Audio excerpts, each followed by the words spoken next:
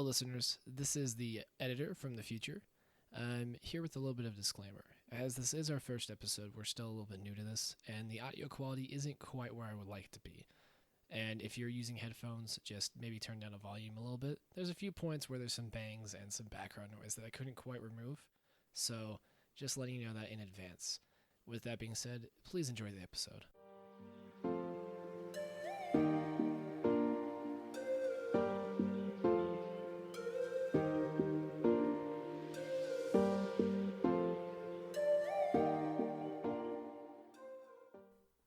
Welcome, everyone. This is the very first episode of the Unbanned Podcast, and we have one thing to say.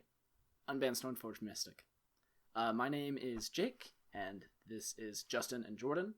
Say hi, guys. Justin. Hey there. And Jordan. I am Jordan. And we're going to be talking about Magic the Gathering today, aren't we, guys? Mm-hmm. Oh, boy. So, It's been a hell of a week. it really has been. So first thing we're going to talk about is, I guess, the unbanning of Stoneforge Mystic and the banned and restricted announcement, everything going on with that, because that came right out of nowhere. Jordan, you want to tell them the funny story about our lovely name and the unbanning of Stoneforge Mystic? I sure would. So, we've been planning to start this podcast for a while because we all enjoy content creation and we've wanted to do something in the Magic community, even just for fun. And we came up with the idea for the Unbanned Podcast, and then we came up with the idea for the intro where we say, this week we're unbanning something, kind of tangentially related to the subject of the podcast. And we settled on Unbanned Stoneforge Mystic for the first episode, or Unbanned Splinter Twin, one of the two, maybe both for the meme. And then, as we were getting ready to do the first episode, they actually did it and unbanned Stoneforge Mystic. So, that's fun. Lads. Thanks, Wizards. Oh, man. And just immediately jump in with unbanning Stoneforge Mystic. Yeah, perfect. After that, we're probably going to talk about finance. That was going to be our first subject before all this stuff happened. They had a big arena announcement where they also revealed a bunch of stuff about Historic and what was the other stuff they announced? I don't remember. The economy for Historic. Historic was the big portion of it, really. There's Yeah, some stuff about renewal rewards, which we'll get into. I'll pull that up. Yeah, I didn't read the whole release, so it might be important. Justin, would you mind pulling that up? Yep, I can do that real quick. Yeah. But yeah, we'll get back to that in a second. And then we will round out the show with just talking about what's happening in Modern this week. There's a tournament going on right now in Dallas, SCG Dallas Fort Worth. We're recording this Sunday, so we'll probably talk a little bit about that, and then, yeah. all right, so let's get right into it then. With you want to start with finances then, or? No, we're jumping into Unban. So, all right, so let's start off with the topic of the banned and restricted announcement. So, if for some reason we are the first podcast you've listened to this week, because this is pretty much what everyone's talking about, we're going to jump on it. We're going to touch on it really quick. We're not going to spend a lot of time on it because, like I just said, everyone's been talking about it. But Faithless Looting is banned. Hogak is banned. Stoneforge Mystic is unbanned in Modern. And there was some other stuff about some other formats, mostly Vintage, but... Yeah, Vintage got a big shakeup.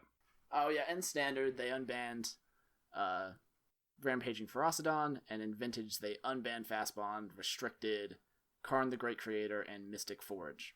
And Mental Misstep and Golgari Grave Troll. Goodness, Vintage. That's a lot. That is a lot for Vintage. I've already been playing a little bit of Vintage, and it's... Ooh, those Fastbond decks. They're so much fun. No one has any way to interact with you. It's fantastic. Yeah, I will. I'll have to try out some Vintage as well because I play it kind of casually because it's just it's a lot of time investment to get good at that format and not a lot of MCQs to be played. Yeah, do they even have MCQs for Vintage now? Is that a thing? I don't think so. I really wish they did. Even although I don't know how many people would play them. There's old school and vintage formats like that are so niche that it'd be really hard. to get a decent turnout for them, I'm sure. But yeah, let's move on to let's stay with the modern unbannings and bannings. So I would like to say I'm a little salty because Faithless Looting is gone. And although I can admit that the card probably needed to go, it enabled a lot of degenerate graveyard strategies. My favorite deck in Modern is it Phoenix? And it is now gone. You can still play it, but yeah, it's really hard to replace Faithless Looting in that deck. I would laugh really hard if just you keep talking about how it's just impossible, like not impossible, really hard to play, and I would laugh really hard if like 2 weeks from now someone top 8s a GP with Is It Phoenix, and they're just like, we don't even need Faithless Looting. It's fine. Deck's perfect. It's gonna be better if it's mono red. Actually, I actually disagree really really highly. I think that the entire thing that made that deck tick was Faithless Looting. You have no way of putting Phoenixes into your yard except for Faithless Looting in red. You got Cathartic Reunion and Tormenting Voice as well with Neonate. Yeah, you can do that, but it's so slow and you lose so many cards and your entire point is to burn them. Mm-hmm. It also is extremely bad to play Tormenting Voice or Cathartic Reunion in Phoenix because if it catches a counter, you're just so far down on cards, and Phoenix is definitely a deck that requires you to keep churning through the deck. It needs cards in hand, otherwise it just doesn't function. And that was one of the reasons. The single spell pierce on the Tormenting Voice. Yeah, It's enough to slow down Dredge enough that you can get in the game against them. Against Phoenix, it is a straight blowout because they don't want those things in the yard. They want them coming back to the field so that they can keep up pressure. And the only way I think that Is It Phoenix continues to be a tier 1 deck after this is if they reprinted like it's Careful Study, I think, is blue Faithless Looting, but without the flashback. Like if they printed Careful Study to like replace Faithless Looting, I think then you could still play the deck and it might still be worth it. But the flashback was also a huge draw as well to turn lands in the late game into fresh draws. So I don't know where that's going to end up. I don't think they're gonna ever reprint Careful Study. They literally just banned Faithless Looting, and they're not gonna blue shift it into Modern. Probably not, but I can dream. I mean, in the meantime, I can play Blue Moon and play Storm, and I still have decks I can play. But I'm gonna miss Phoenix. That deck is so much fun, and I didn't realize it was gonna get banned, so I didn't even play it at Vegas. I mean, it was a hard deck to play into Hogak anyway. Justin, so we were at GP Vegas, as Jordan mentioned just barely. Yes. And Justin decided, you know what? I'm not playing Modern. I'm just going to sell a bunch of cards and buy into Legacy D&T. So how do you feel about the Stoneforge Unbanned, Justin? It's a thing. So what he didn't mention was that I didn't buy the entire deck. I bought like 80% of it. And I told myself... What part did you not buy, Justin? I told myself, well, if they're going to unban anything from Modern, it's going to be Splinter Twin first. So I decided to buy my Wastelands instead of my Stoneforge Mystics. And now they're double the price. And then on Monday, the price of my deck has gone up $300. Which is a perfect segue into our other topic. I think we're pretty much done with the Modern discussion. We could talk about this for probably hours. Yeah, I mean, you could get into whether Stoneforge Mystic is good or not. I mean, it's interesting to talk. We might want to reference really quick before we move on that at SCGL's Fort Worth, there are currently 0 decks undefeated that have Stoneforge Mystic in them. And I don't think if I were to make a called shot right now, I don't think the tournament's concluded, so I can't go see the results. But if I were to make a called shot right now, I would say that none of them are going to be in the top 8. Because, strangely enough, Modern is a somewhat degenerate format, and putting a 2-mana 4/4 with lifelink on the field just isn't quite keeping up with the rest of the format. I have it on my other screen right now. I'm just kind of like peeking at it while we record, and they're not showing a Stoneforge deck. It's 4-color Urza versus Burn. Before this, it was Amulet versus Burn. Before that, it was Rakdos mid-range versus burn. A lot of burn. I was just saying, like, I brought this up a while ago. I've said it a couple of times at this point. But my prediction for this SCG tournament, I said the next big tournament was going to be a lot of Stoneforge in it, but not a lot winning. I mean, that seems like the way it's gone. I feel like that's a pretty good called shot as well. 'Cause it's just like the hype train, you know? It seems reasonable in a deck like Control where you can keep your opponent in check and then eventually resolve a Stoneforge Mystic as your win con. I think there it's a very good win con because you can go and get the sword that beats your opponent, depending on what colors they're playing and what you value in the matchup. Especially with the black-green sword, I don't remember the name of it, but the one that lets you untap lands. Feast and Famine. Feast and Famine, yes. And with that one in Control, it's just such a good way to close out the game because you never have to tap out. But if you're trying to play fair with it, aside from that, I feel like it's not good enough. I saw some people thinking they could play it in the Urza deck, and Jake, you said that not that many people have been doing that from what you've seen. I don't know if they're interested in it at all. No one's been really adopting it because you still have the, Goblin Engineer? It does basically the same thing, and it has more synergy with the rest of your deck. The get from it is swords. You can go get Sword of Fire and Ice, Sword of Feast of Famine, whatever sword you want, and Batterskull.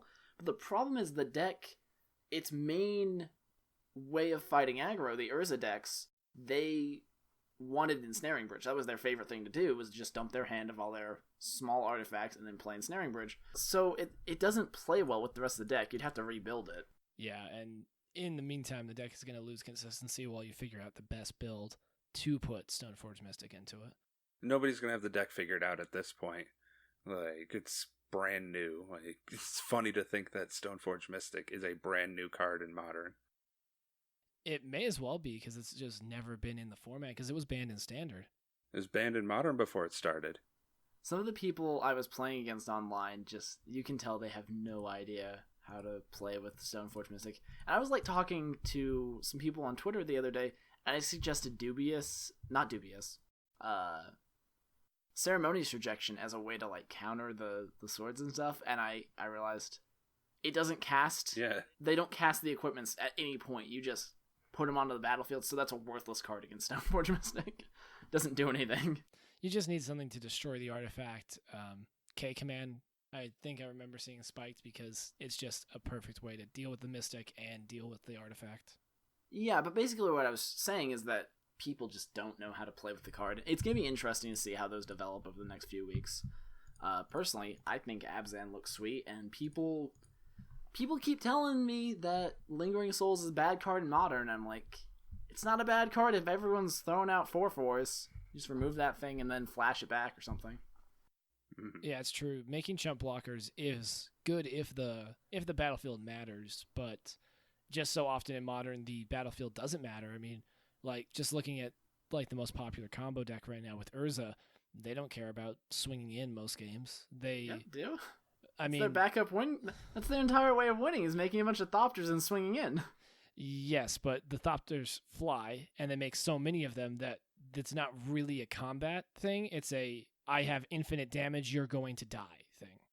I think the place where that deck folds is on the stack. They have no way to counter, or Thoughtseize are often included when they shouldn't be, just because they're so bad at dealing with that. But anyway, as I said 5 minutes ago, we could talk about this for hours. So that's true. Probably should move on. Use that segue into MTG Finance. And what about MTG Finance are we talking about?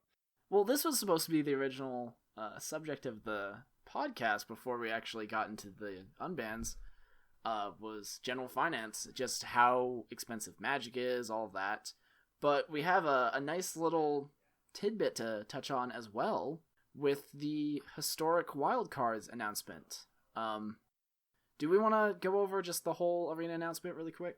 Sure. Can I lead into this with a question that I think will start the discussion in the right way? And this is partially directed at Wizards. Why does Wizard hate Eternal formats?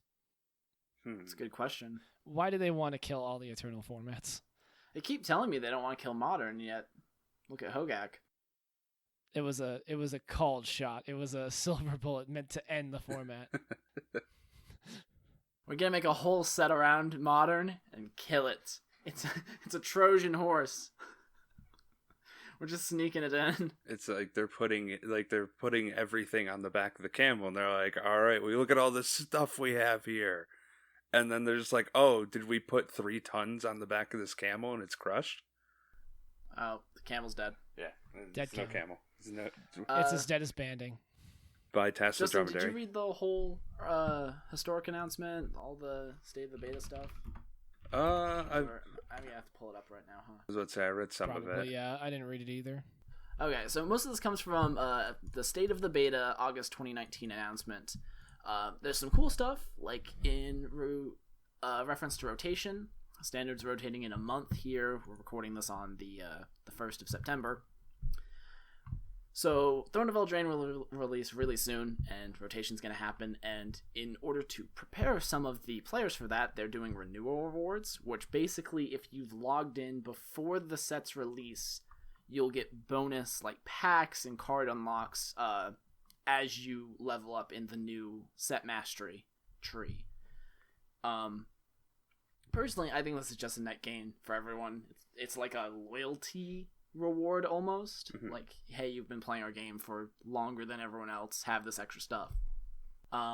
They also announced some events, which we won't get into, but they seem pretty cool.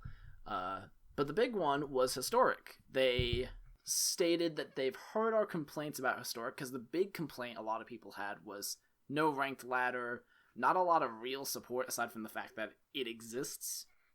They announced they are doing a beta run, basically, of a ranked ladder, where they're going to do a short 4-week period where you can play ranked Historic. And then they also are going to introduce cards. They're going to hand select cards and code them into Arena and release them, basically. So, like, an example would be Snapcaster Mage. They're going to grab them from the history of Magic and just put those into the Historic format. Yeah, let me see if I can find the tweet where they bring up all the examples. There was one more thing that we wanted to... This is the big part of the digging into the finance, which was... They also announced that because of this, the historic cards after Throne of Eldraine's release, everything that's not in Standard is going to take double wild cards to craft. So every card you craft, if you want 1 rare, you will need 2 rare wild cards. If you want 1 mythic, you'll need 2 mythic wild cards, and so on. Thank you, corporate overlords. So, a couple of things with this release is, can we just say that paying 2 wildcards for historic cards is stupid.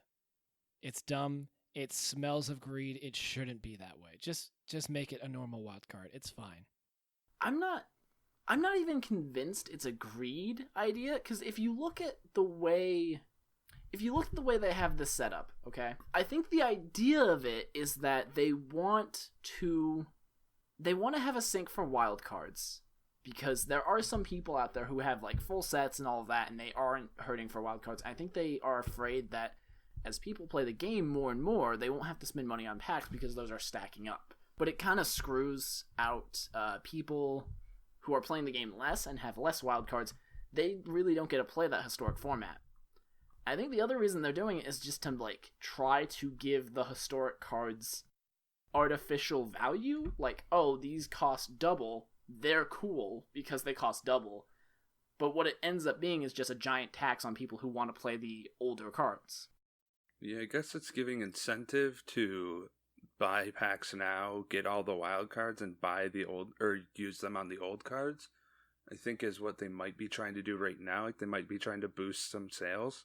Yeah, they didn't mention this in the announcement at all, but I think that is the idea is that, okay, if you buy the cards now, you get a bonus of not having to pay double for them later. But it's not a good incentive. It's the opposite of an incentive. It's a punishment. Yeah, I think you're right on that. I think it's supposed to be a reward for if you got the cards when they were in Standard, but really it's just going to limit people from playing this format. And it almost feels as though, tinfoil hat theory here, it almost feels as though they're trying to make it so that it's less likely that people will play the format, because then they don't have to support it as much. because I can look at it from a game design standpoint and a development standpoint of it's supporting eternal formats on Arena like this is a bit of a disaster because how do you monetize it? How do you make sure that people have the cards? And then it's like if there's any bugs with the cards, you have to keep on updating it. That's kind of what's happened with MTGO over the last 15 years since MTGO came out or something like that. I think it's 10 years at least. It's such an old program.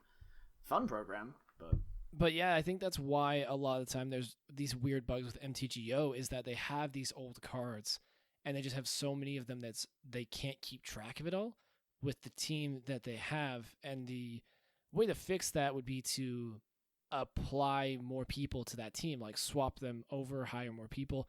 But it doesn't seem like that's something Wizards necessarily wants to do. They may be more willing to do that with Arena just because it's such a cash cow at this point. It makes so much money for them. So there might be some hope there. I think that regardless of all of the problems with supporting a Eternal format on Arena, I think the value you get from it is just so much more than all of that. It's like you don't have to de-incentivize people from playing it. Like you don't have to give people a penalty for playing it. Just let people play their old cards. It's not going to tear people away from Standard, but it might keep people in the game if Standard ends up being not good. Because think if you have a Caw-Blade situation, like speaking of Stoneforge Mystic, where you've got this one control deck that's just dominating the format, and people say, well, I really want to play Magic, but I don't want to play in this format. Well, they're just going to go to a different game, a different client, unless you give them other avenues to play the game, which is what Historic and what Modern and Legacy do for the paper game. So I think replicating that is good, but they don't seem to really want to do that. And I think the only way to get them to is for the community to just be extremely outspoken about it. Not toxic, but just make your voice heard and say, hey, I really want Historic to be a real thing, because I'm one of those people. I really want Historic to be a real thing. It sounds awesome.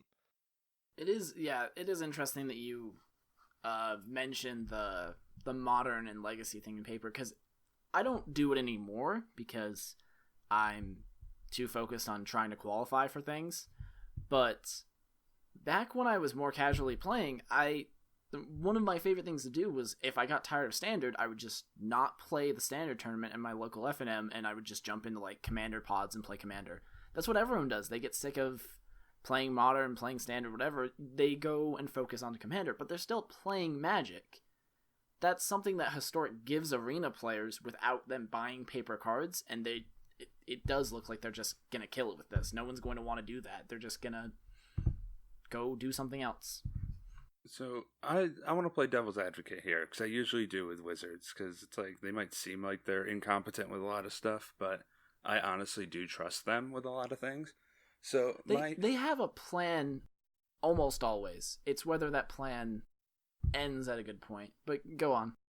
Sorry, before you start, I do have one other thing to add is I do want to say I trust Wizards to an extent. I think what happens is that R&D and the MTGA team has ideas, and then business daddy Hasbro comes in and says, well, you need to make more money. But I don't know. I'll never know that for sure. But go on with your thing. Play devil's advocate. And that right there is exactly where I'm going with this. So Hasbro comes in and says, hey, we need more money. Well, let's think about it. If Wizards, or if Arena has Historic and you have to get 2 times the wild cards for it, how Wizards might see it is, let's say a quarter of the player base plays it. That's 50% more wild cards that they're using at that point, because they have to double the amount of the quarter that are using it. So again, it's probably just for money's sake that they're doing this, and obviously it is.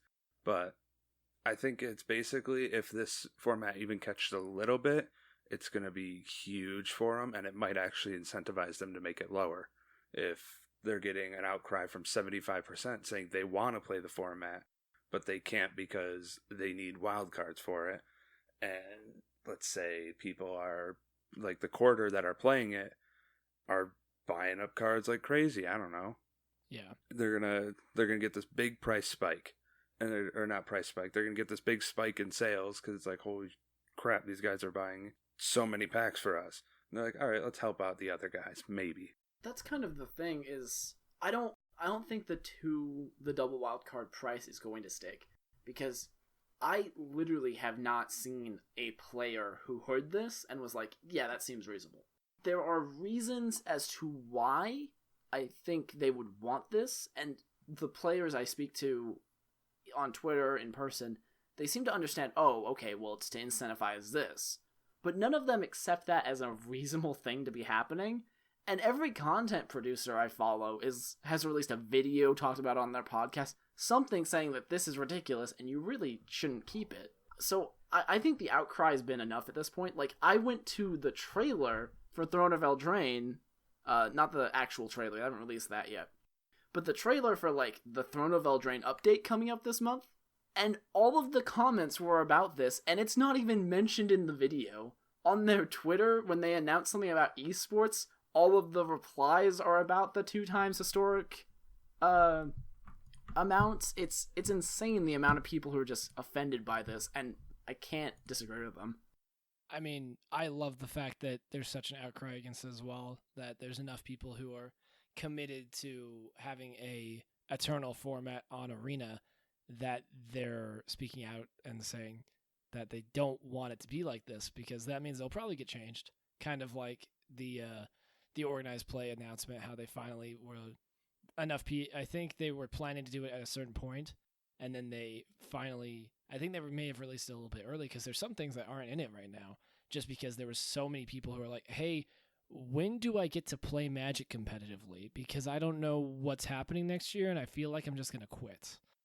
That's something I actually want to touch on really quick, because you were talking to me about how Grand Prix aren't worth anything. We're not going to get super deep into it, but a lot of people have talked about the organized play announcement. Apparently there's a second announcement coming that will talk about Grand Prix and how they're supposed to be still important next year. I almost hope they aren't, because I would prefer to just go to PTQs and play MTGA. I don't know that. There needs to be more PTQs if that's the case, because there's 2 coming up at September that Jordan and I are going to drive to in our area.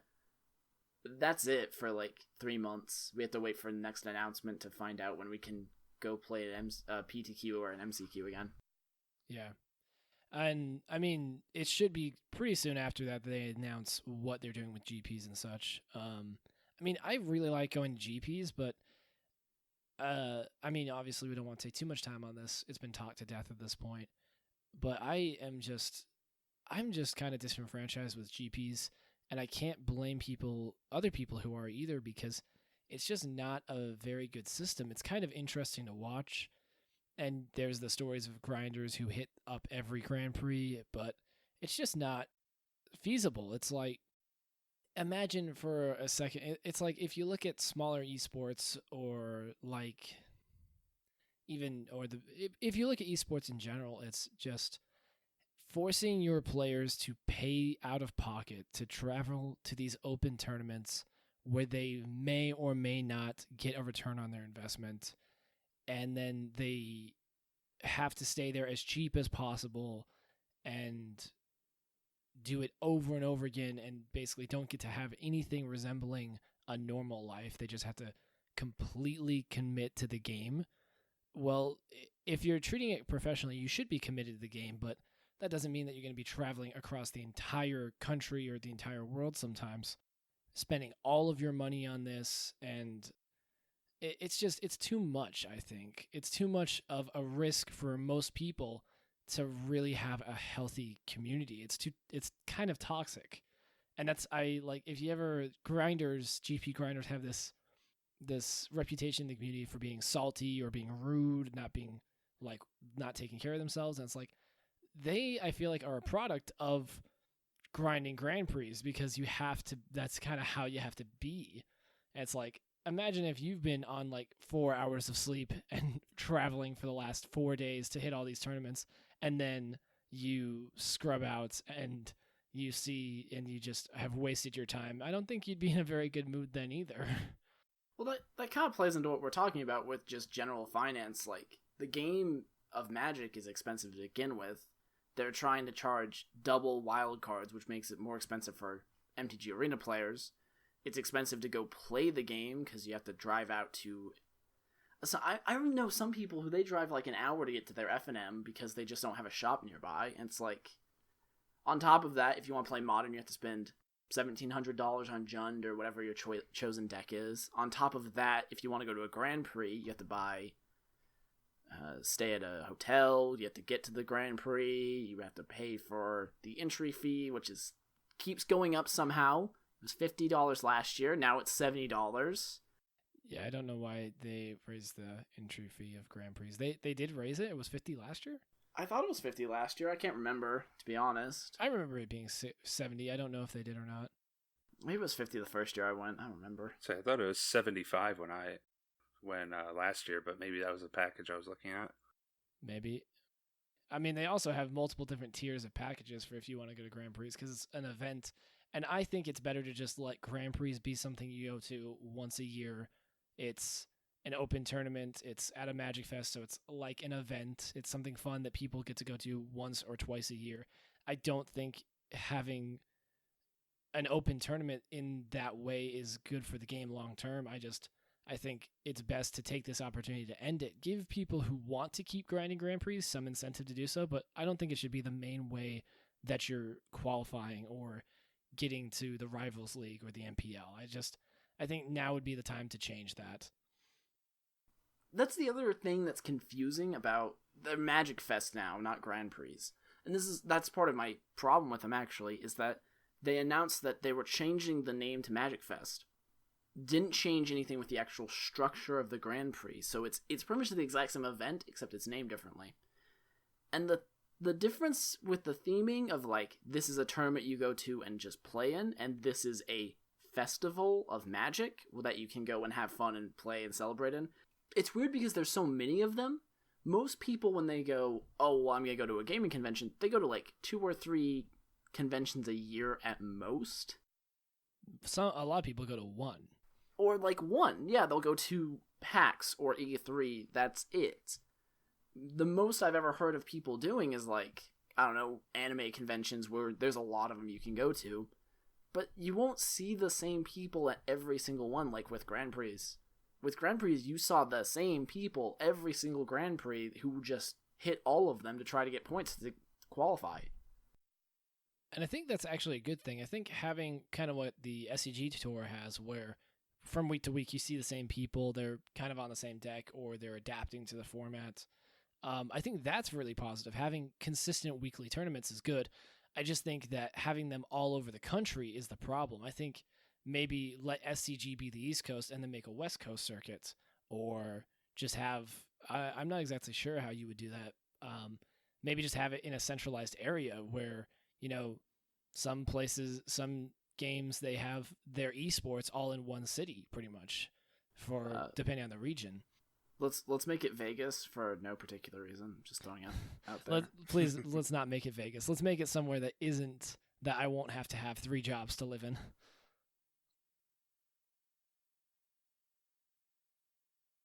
It all rolls back into finance. We can't be Magic professional Magic players because we can't live in Las Vegas. We need 3 jobs and time to play our Magic games.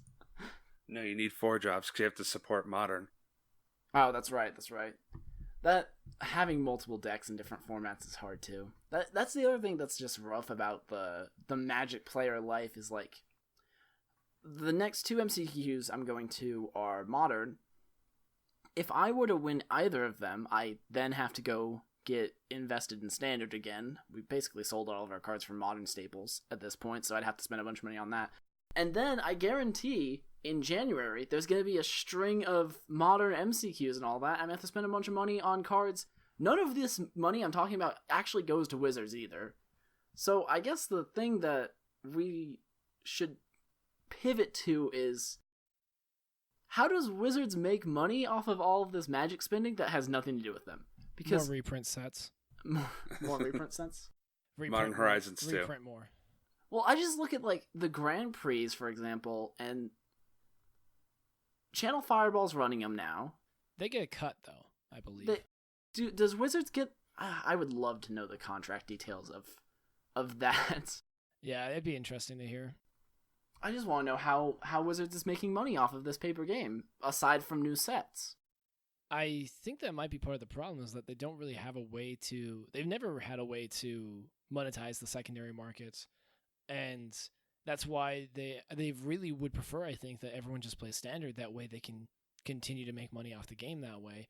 But well, we've seen that kind of a push with things like Brawl, but yeah, it's just not something that's going to happen because once you put a physical product in someone's hand, no matter what it is special, and even more so if it has a large amount of value, like they're not going to want to let go of it. It's like people want to play with their old cards. So that's not something that you can really fight, I don't think. And I think they're starting to realize that.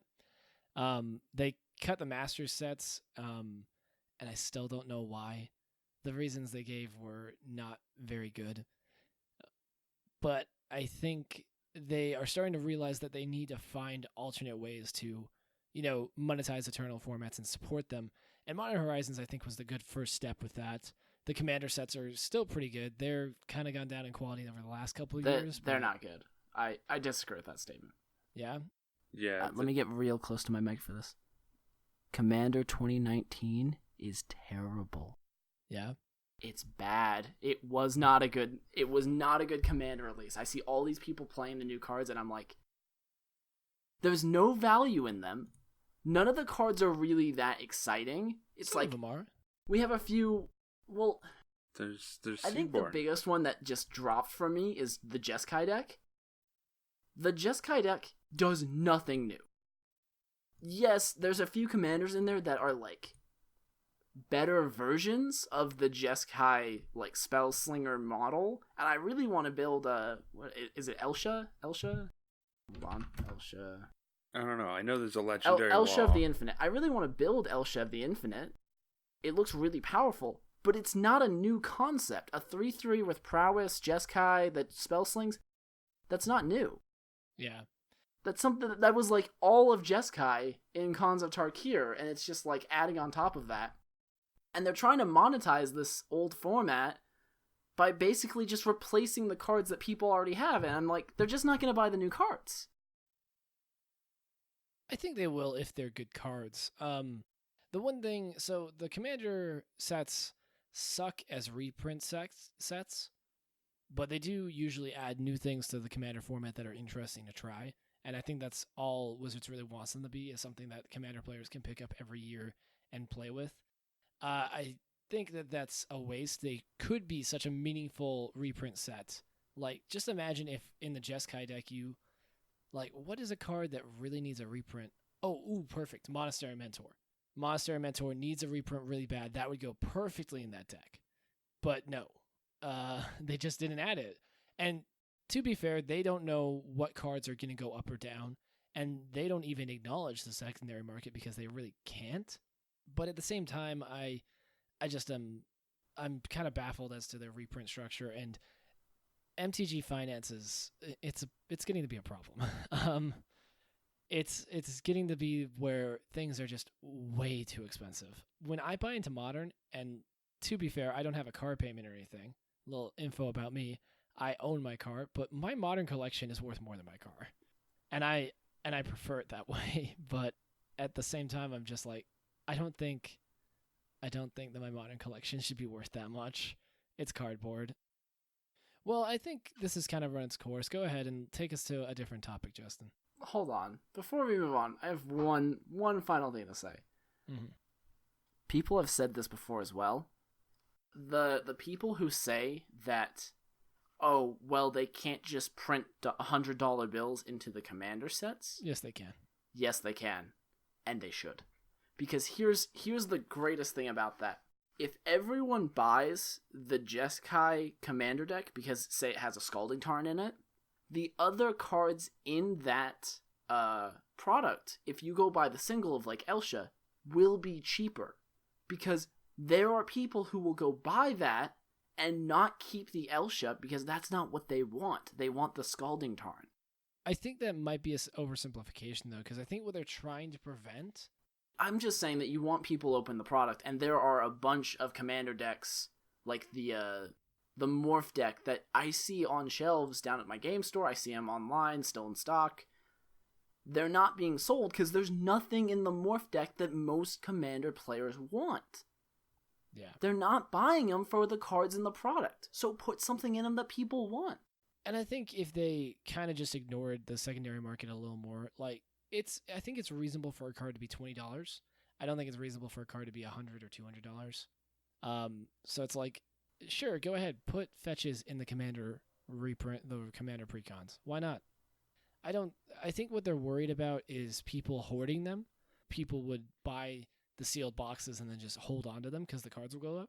But if you had a solid reprint structure where things weren't worth as much as they are, where if you didn't have $100 bill in there, where if it was like maybe Scalding Tarn is $50, even if it was that, it's just if people know it's going to get reprinted, then they won't buy it out like that. So that's the big thing. The fact that they announced that they're not doing master sets anymore made a lot of the Eternal cards more expensive because people know that the value on them will go up, basically. If I tell you that I'm never going to reprint a card, hey, look, reserve list examples, they will slowly go up in value because there's a certain amount of them. If the demand goes up, the supply's set. That makes the price of cards go up. I don't even know what to say they should do. Maybe just come out and say, by the way, we might reprint Scalding Tarn next year, and it would make the price drop. Just that. Just saying that there's a possibility that there's a master set or something like that. Yeah, don't even say what they're reprinting. Just say, hey, no, we're going to make reprint focus sets again. I just remember when the announcement came out and they were like, no more master sets, and like all the fetches went up like $5. Yeah. The thing is, they can't say that they're gonna do it and then not do it, because that's gonna cause a bigger uproar than the price of Modern right now. So, like, if Wizards goes, "Hey, we're gonna print fetches," and then they just don't, are you gonna trust them anymore? They don't have to say we are going to reprint fetches in the next year. They don't have to say it's not something that hard, but the idea that Modern staples are on like a mini reserve list, which is where they are right now. I don't think. What's a Modern staple we've seen reprinted? I guess Leyline of the Void. The Leylines got reprinted in the Standard. It is, though, kind of like they made like a mini reserve list where it's like these cards probably will not be reprinted anytime soon. These ones are fine to buy out and make money off of right now. Yeah, and that is a problem. Oh, Scape Shift as well. Oh, Scape Shift too. But it is kind of maybe at some point we'll have like the fetches in a core set, and then my whole point will be invalidated. But I don't think that's going to happen. I think we're here. Not as long as shocks are in Standard. Yeah, Magic is expensive. Fetches are probably not going to be reprinted. And on top of all that cost, that is completely artificial and Wizards of the Coast could alleviate, you also have to pay to go to tournaments. Oh, and I feel like we should clarify, by the way, we are not completely, I think in general, are not completely against MTG finance. I know I at least don't want cards to be like Pokemon where they're not worth anything, because I think that's part of the allure of the game, and I think having a collection that's worth money is a good thing because it makes people value the cards. And then also having a secondary market can be useful, because go try to buy a common Pokemon card right now. You can't do it. No one's selling them. It's completely awful if you've never tried it. Yeah, so you just have to buy more packs, which works for that game, but it's not something I prefer. I prefer to just buy singles. But I am saying that it has gone too far. Like, when the only way that you can play a game competitively is to have multiple thousands of dollars to drop on cardboard, that's a problem. And they have to scale it back a bit. Not to the point where cards are worth pennies or worth $1, but a reprint structure is needed. It also sucks because my old Gold Standard was like, well, you play Gold Standard was Standard. With like, well, if you don't have a lot of money to spend on Modern or Legacy, you go play Standard and you can make a deck for like $50. That amount, like the minimum amount for a competitive deck, has moved up to like $100. It just keeps going up little by little every year that you have to actually spend to play the game. And Magic is a luxury hobby, and you're going to have to spend money on it at some point. Like, that is just a fact. But the fact that you have to continually rebuy cards is a bit of a problem. It's like, if you want to go play if you want to go play even like poker, it's like, you have to do buy-ins to tournaments, but it's like, at least you don't have to suddenly pay more for a different deck of cards to play the game. It's like, at least you can still practice for free. You don't have to buy a new chair every time you get to the table. Exactly, yeah. I also think the problem is that since the prices fluctuate so much that it's not even like if you had to buy a new chair or a deck every time you went to go play a poker tournament. It's like if you showed up to the poker tournament and they asked for double what the entry fee was the last time. Yeah, that's fair. Because something will get banned in Modern, your $1,200... How much was Is It Phoenix when it got banned? Like $1,200? Something like that? I mean, a lot of the pieces move into other decks, but the Phoenixes themselves were like $30, $40 a piece. Like $120 just for Phoenix. I'm actually going to watch the price drop really quick. Let's go check MTG Goldfish. Yeah, but you spend like $120 just for Phoenix, and they're basically not playable anymore. You can't sell them for money because that's how that happened. This is the whole reason why people are disenfranchised with bannings as well. Actually, it's not too bad right now. So I think probably because it's still playable in Standard, the price hasn't sunk yet, and I think people are still thinking it might be good. So as of the banning, it hasn't dropped too much. It's still about $20 a card.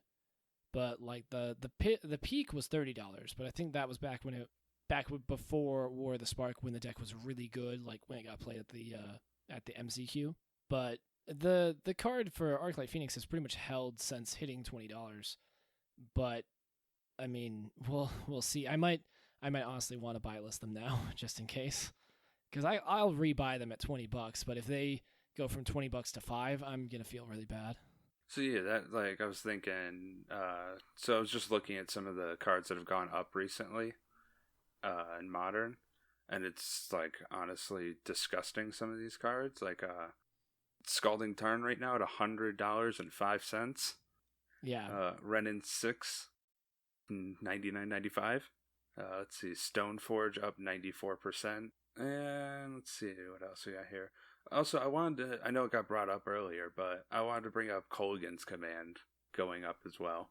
So, like, right now the market value is about $16. And didn't it used to be about like 10 or 5?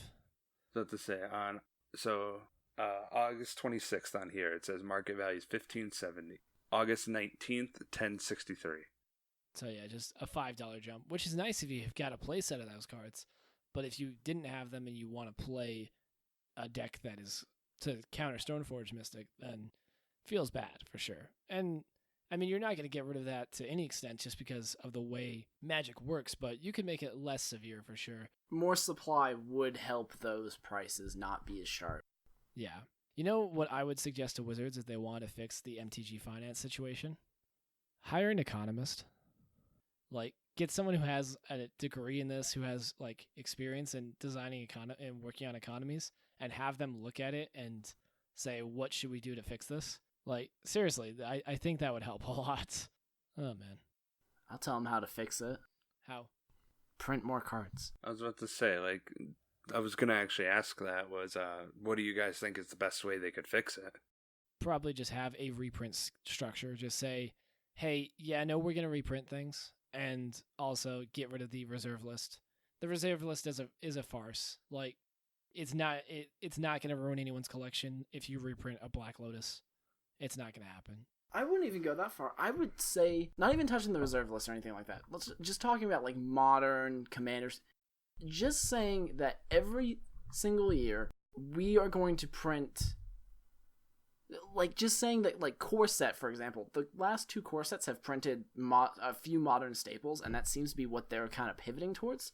Just making that official and saying that every year the core set is going to have something for Eternal formats that we are reprinting. But not fetches or anything like that, because that would just mess with Standard. You'd have to put those in supplemental products. Well, that's what I'm saying, is having some sort of, like, yearly thing, like the Master Sets, was nice. It did make those cards more accessible.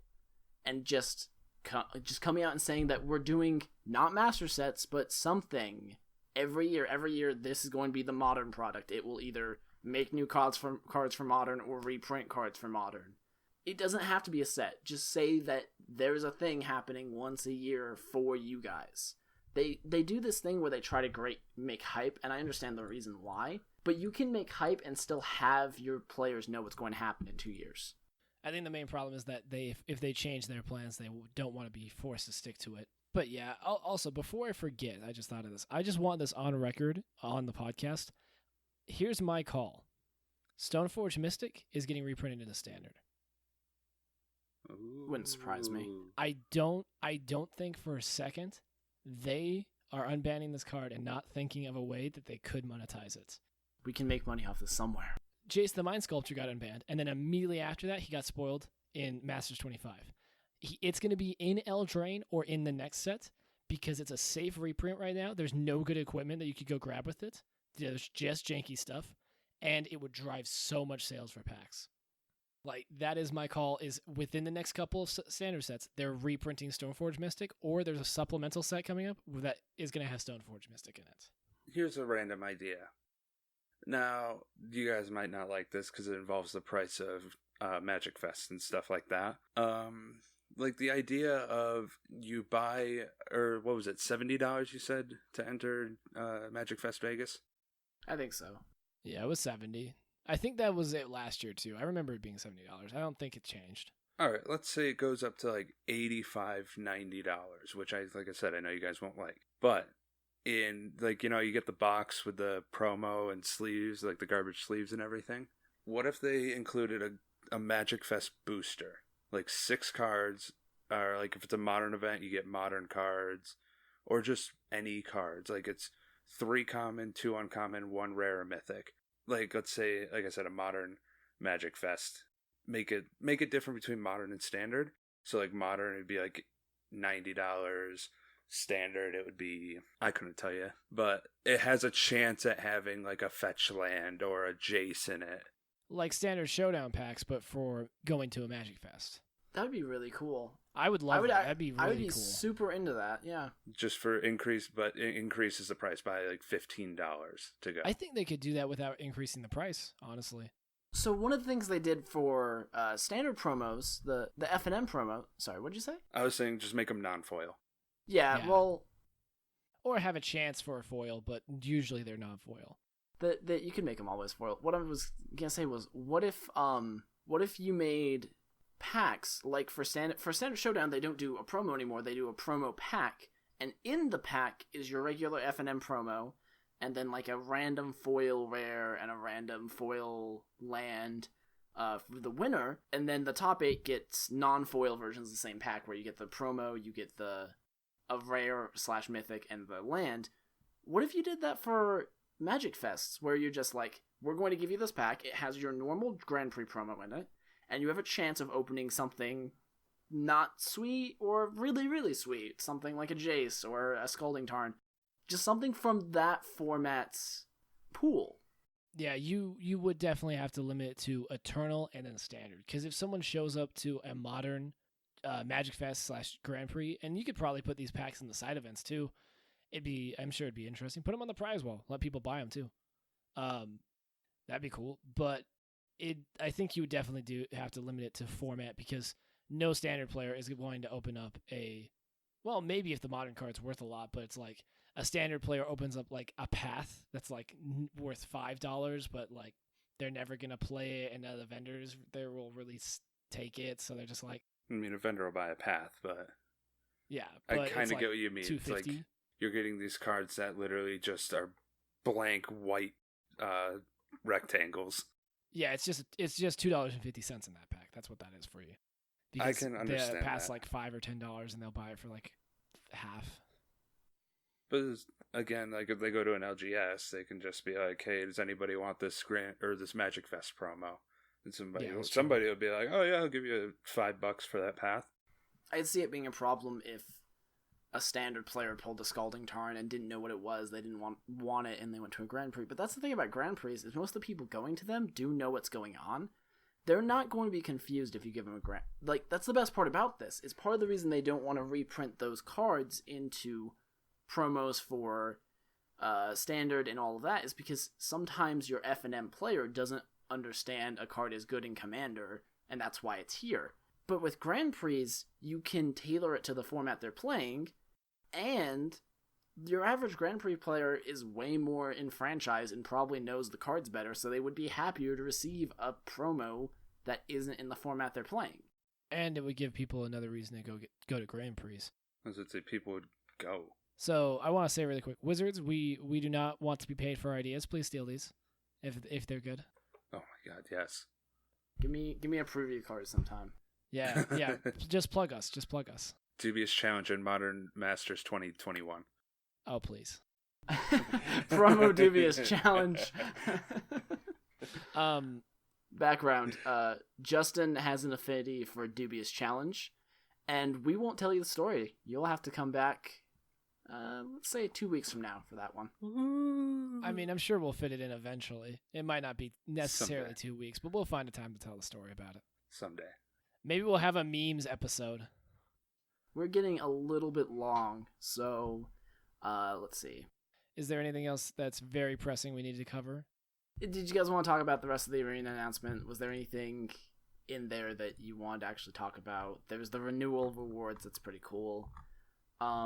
What's the renewal rewards? Explain it. Because you can just explain all of it to me because I didn't read the announcement, and the people listening may not have heard the announcement either. So I'll just start with rotation. Rotation, if you somehow don't know what standard rotation is, it's rotating with the Throne of Eldraine. It's when they take out the oldest sets and they make them non-standard legal. They move into Eternal formats like Modern, and now they're going to move on and release new sets that will be standard legal, and so everything keeps flowing and rotating, hence the name. Basically, on MTG Arena, they're trying to get the new cards into your hands, since so much of the collection you have probably acquired over the past half a year is rotating.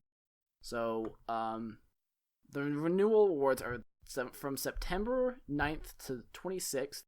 You're going to get 200 experience in the standard 2020 events for every 2 wins. So this is going to be a queue call. It's going to be separate from the other ranked queue, but I think you can play it ranked, if I read this right. It is consecutive wins. It's not just for every 2 wins. Oh, every 2 consecutive ones. So you have to win 2 in a row. But basically, it is rotated standard before the rotation actually happens. So you can try out decks you might be trying to brew with, look towards what's going to be good instead of actually playing standard as it is right now. And you get bonus experience in that queue. On September 26th, your first login, if you've logged in before September 26th, you're not a new player, you get 10 rare cards. Just 10 cards. And then on top of that, if you have your set mastery, the battle pass set mastery thing that you can buy for Throne of Eldraine, it's going to have additional rewards in it if you've played before the release date, which is 14 packs from Throne of Eldraine, 2 mastery orbs, 4 packs from the other standard sets that are still legal, and 10 uncommon wild cards. Kind of wish the uncommon wild cards were like 2 rares, because no one has problems getting uncommon wild cards. I don't think anyone does. Yeah, I think from everybody I've known, it's like you have like 10 common, you have like 50 uncommon, 1 rare, and 3 mythic wild cards. Like, it's basically how it looks with everyone. A lot of time when a new set comes out, I legitimately take all of my uncommon and common wild cards and I just start crafting random commons and uncommons, so that I start filling my vault faster so that I can get rare wild cards. I think I at one point had 100. It was like, I think I had 150 common, like 75 uncommon, or like, I think I may have had equal amounts. Like it was like 150 or 100 uncommon and commons, no rares, and like 30 mythics at one point, because I just had all the standard decks I wanted at that point. I had just been saving for like a month. Just go check any like professional player or streamer's stream and just ask them to hover over the wildcard tab thing they have. They have hundreds of common and uncommons that no one spends them. They're worthless. It's almost like they might as well not be in the game, except for that breaks your entire game. I think they should add a trade up program, man. Yeah, that'd be nice. If you could like turn 100 uncommons into 1 rare or something like that, that'd be cool. Yeah, or even just like make it so that you can trade up to the next tier where it's like 20 uncommons becomes 10 commons, and then like you probably have to up it even more to like 30 uncommons becomes 1 rare, and then like probably like 10 rares becomes a mythic. Well, even that would give you an avenue at least. How do you feel about the renewal rewards though, Jordan? The renewal rewards, I like it. I like that at least you get something for investing your money and your time into the game. I mean, obviously, I wish they were a little more generous with them, because it doesn't seem like they're giving that much. But I dig it. I think it's cool. I think the 10 rares are also going to be things from still legal set. Ew. What I just realized saying that is, what happens if you roll a rare card that you already have? Do you... I'm sure it's limited to stuff you don't have already. I would hope so. It would suck if you were like a big player who has like all the rares and you just get 200 gems off of that and you're like, alright, it's not even... At least it's something, I guess. If you're in that situation, you're not too bad about missing those rares, I'm sure. I hope it includes rares from the new set. It does, but that's what I'm saying is, what if you just roll 10 non-Throne of Eldraine cards and you need Throne of Eldraine cards? I'm sure it would be limited to stuff you don't have then. Because if you're someone who's... Because that seems to be how they do all of the rares that are like, where you get a rare card. It's usually one that you don't have already. It doesn't say anything about not getting duplicates. That would be nice if they would clarify that then. Because it would suck to just get gems and you're like, well, but I need the rares for my deck though. I do want to point this out real quick. The 10 uncommons, that's 5 Path to Exiles for Historic. That is, hey, can we talk really quick about cards we would like? Just a little ender things. I want to hear what is one card you don't want them to put into a Historic and one card you do want in a Historic. All right. Let's start with Justin. Lily of the Veil, don't want it. Don't want it? I don't want Lily. I guess agree. that's probably fair, but oh man, I love Lily. That's something I don't want to see. I don't want to see like powerful finishers from Modern Legacy in it. Don't print those. Are they doing only like modern cards, or are they gonna dabble in like the really old stuff? They have not clarified. Yeah, they just said cards from Magic's history, basically. Well, So I you could couldn't go find Legacy. it. I couldn't find it. There was a tweet that said like Dark Confidant, Worm Coil Engine, a couple other things. I don't think they're going to be printing cards like that into it, are they? Maybe like Mana Leak or something. I just don't see them actually putting a Worm Coil Engine into Historic. I hope not. Oh, that's a good one. Karn. I don't want to see any Karn. Yeah. No Karn liberated for you? No Karn Liberty. Not even Karn Silver Golem. Please don't put the Ooh. Tron lands in. Please no. There's already 2 Karns in standard. They're Yeah, we already don't need in a there. third. All right. What card do you want, Justin? Jeez. Sorry. Just to quickly run back, there was like 5 Gideons in standard at one point, so that's kind of Ugh. invalid. But Stop reminding me of things I hate. hand disruption would be cool, like the turn 1 hand disruption. Sorry, I'm looking at my my Thoughtseize print, and it made me think that those would be cool. Thoughtseize might be too good. But like I think you Inquisition. could get away with Inquisition. I think the format's probably going to be slower, so... We already have Thought Erasure. I don't think they would do that. I think Thought Erasure is kind of like their fixed Thoughtseize for this format. Yeah, that's what I'm saying. I think you could do Inquisition, though. I think Hogak. that Historic, as it is right now, probably won't be quite as fast as Modern, so Inquisition does have the downside. It's still... in Modern, Inquisition basically has no downside. Everything is 3 or less. Yeah. No, you know what they actually need to do? Hogak. Hogak in Historic. It might actually be fair. Come on. I mean, you can't stock the yard as efficiently in Standard. It's still Stitcher Supplier.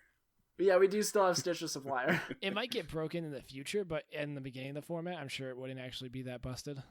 I realized we didn't even talk about Hogak at all. Good riddance, you piece of crap. Yeah, goodbye, Hogak. I won't miss it. I really like Graveyard decks, by the way. One of my first Modern decks was Dredge. I still like playing Dredge. Screw Hogak. Never bring it. Never bring anything like that back ever again. Okay, so Justin, what card did you want? Like I said, like Hand Disruption or Hogak would be funny. Name a card. Name a card, bro. That's why I said Hogak would be funny. Okay, fine. He wants Hogak because he wants to see the world burn. All right. What do you want and not want, Jordan? I don't want. So they're kind of related. I definitely don't want. It's a subset of cards. Do not give me Brainstorm or Ponder or Preordain or Counterspell. Don't do any of those. Please. Anything that's like really good blue. On the other side of things, I think Snapcaster Mage could be awesome. Stuff like Cryptic Command would be really cool. I think my number one would be Force of Negation. I think if they printed Force of Negation into Historic, it would be amazing. You don't think it'd be too powerful? No. I think that Force of Negation is only ever really good for doing fair things.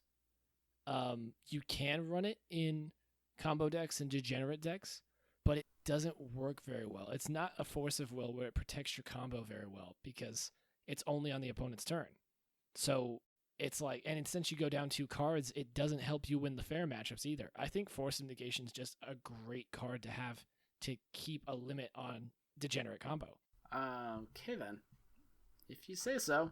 I think that Force of Negation is more powerful than what I think Historic should be, but I guess we don't really know what it is yet, so maybe I'm just wrong. Want to add one little caveat to mine.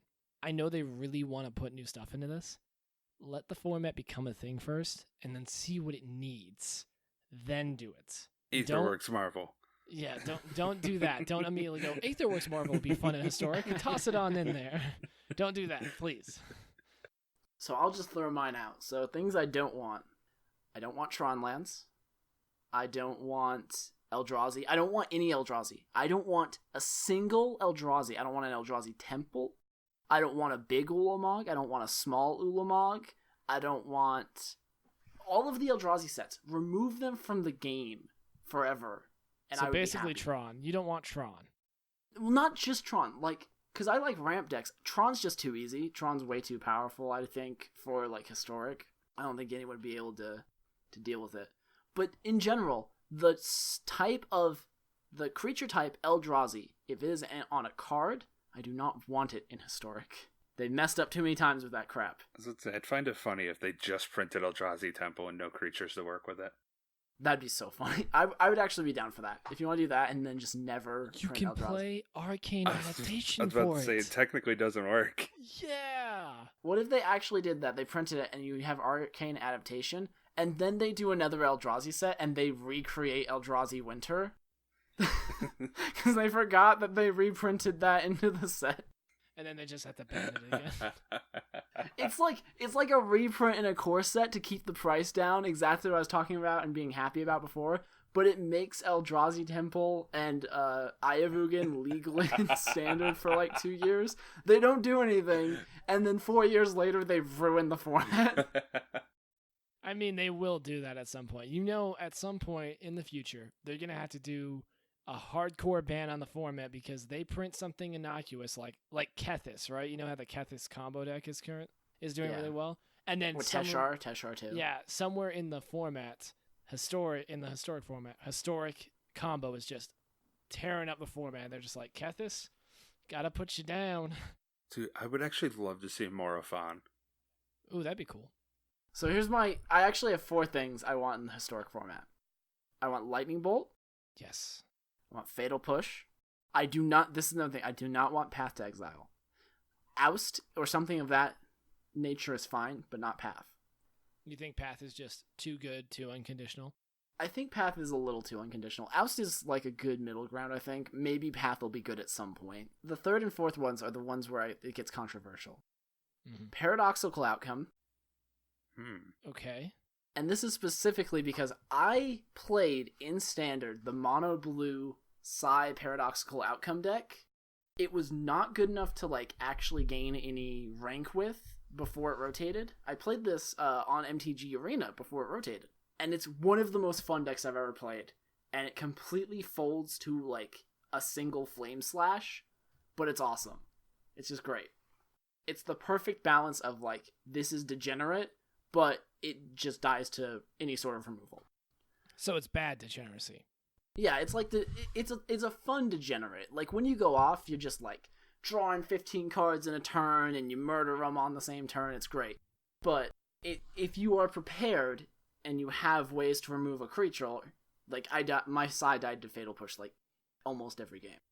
That's part of the reason I want Fatal Push, is to murder size.